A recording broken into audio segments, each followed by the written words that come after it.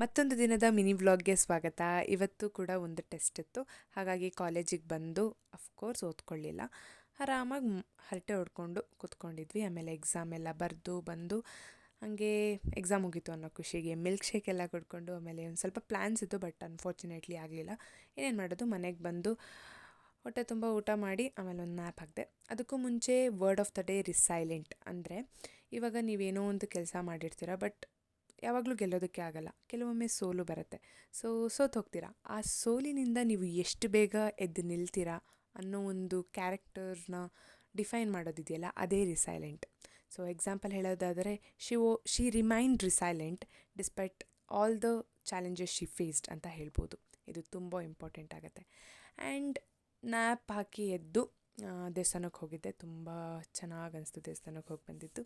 ಆಮೇಲೆ ಬಿಸಿ ಬಿಸಿ ಕಾಫಿ, ಬೋಂಡ ಎಲ್ಲ ತಿಂದ್ಕೊಂಡು ನಾವೆಷ್ಟೇ ಕ್ಯೂಟ್ ಡ್ರೆಸ್ ಹಾಕಿದ್ರೂ ಆಮೇಲೆ ನಮಗೆ ತುಂಬ ಕಂಫರ್ಟಬಲ್ ಆಗಿರೋದು ಕ್ಯಾಶುವಲ್ ಯೂಶುವಲ್ ಡ್ರೆಸ್ಸೇ.